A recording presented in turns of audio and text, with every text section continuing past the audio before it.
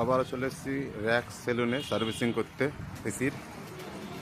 তো দেখাচ্ছি এবং আমাদের দুজন ছেলে এখানে চলে এসছে, মেশিন ফিট করছে জেট পাম্প। একজন ব্যাগ নিয়ে আছে। লয়েডের এসিটা প্রথম সার্ভিসিং হবে, তারপরে হবে এটা, ওটা আছে কেলভিনারের। সব দেখাচ্ছি আপনাদের।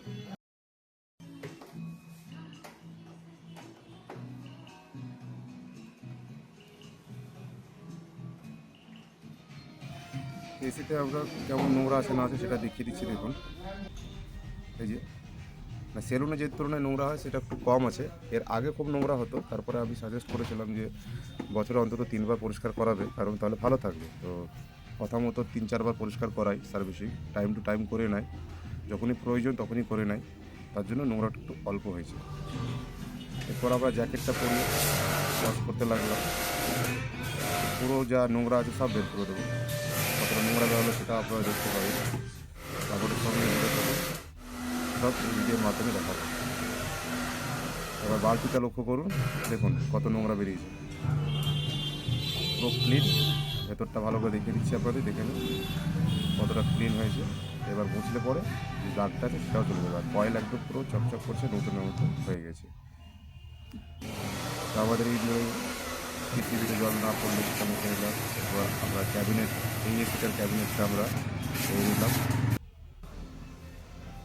একটা এসি কমপ্লিট, আমাদের এই ইনডোর কমপ্লিট, পুরো সেটিং করে দিলাম লয়েডের এসি।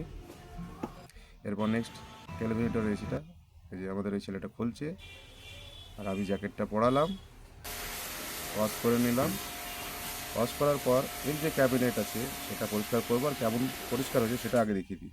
দেখুন, পরিষ্কারটা ভালোই হয়েছে, খুব সুন্দর ওয়াশ হয়েছে। আর এটা সমস্যা ছিল জল পড়া, সেই জল পড়ার সমস্যাটাও মিটিয়ে দিয়েছি, কারণ পিছনে যে ড্রেনেজ আছে সেই ড্রেনেজটা প্রবলেম ছিল। এই জায়গা, এই এসিটাতে পিছন দিকে এত নোংরা ছিল, পরিষ্কার করতে গিয়ে পুরো দেওয়াল ভিজে গেল। আর এখানে জল জল হয়ে গেছে, আর আমার পুরো গা ভিজে গেছে, দেখতে পাচ্ছেন পুরো জামা ভিজে গেছে, এত নোংরা ছিল পরিষ্কার। তো আমরা আউটডোরের কাছে চলে আসলাম, জুম করে দেখাচ্ছি কত নোংরা আছে। দুটো এসিতেই নোংরা আছে, আপনাদের লয়েডেরটা দেখালাম, এবার ক্যালভিনেটরটাও দেখাচ্ছি আপনাদের, সেটাও দেখুন। এই যে দুটোই নোংরা, চাপ চাপ নোংরা, কারণ রাস্তার ধারে তো এটা নোংরা হবেই। সাধারণভাবে রাস্তার ধারে যে নোংরা, ধুলো, বালি সেগুলো সব টানে।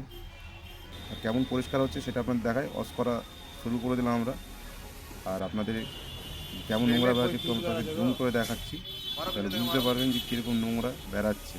একদম ড্রেনের খিচের মতো নোংরা বেড়াচ্ছে, এত নোংরা। আর একটা জিনিস বলি আপনাদের, সবার যাদের বাড়িতে এসি আছে, যত আউটডোর ক্লিন থাকবে তত কুলিং ক্যাপাসিটি বেড়ে যাবে। আউটডোর যত নোংরা থাকবে কুলিং ক্যাপাসিটি কমে যাবে এবং ইলেকট্রিসিটিও বেড়ে যাবে।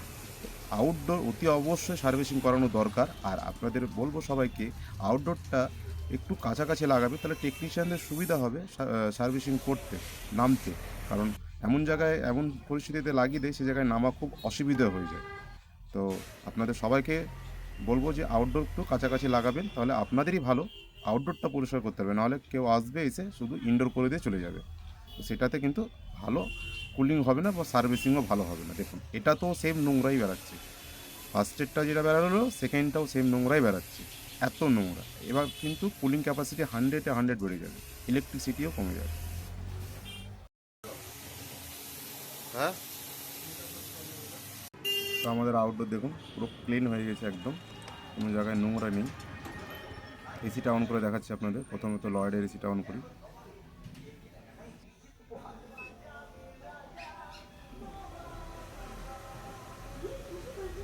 খুব সুন্দর ওয়ার্ক করছে।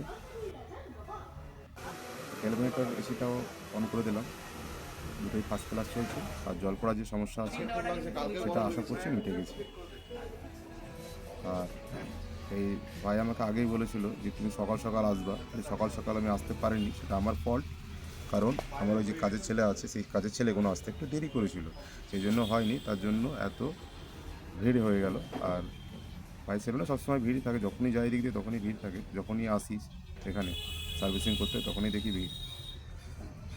তো যাই হোক, আমাদের সার্ভিসিং তো কমপ্লিট হয়ে গেছে এখানে। আর এই এসিটা আছে, এই এসিটা নেক্সট দিন সার্ভিসিং হবে। তো আজকের হলো না সময়ের জন্য। তো দেখুন পিছন দিকেও ভালো জল পড়ছে। এই ভাই সেলুন, যারা যারা চুল কাটতে আসবেন চলে আসুন ভাই, সবসময় এরকম ভিড় থাকে, সবসময় এরকম ভিড়।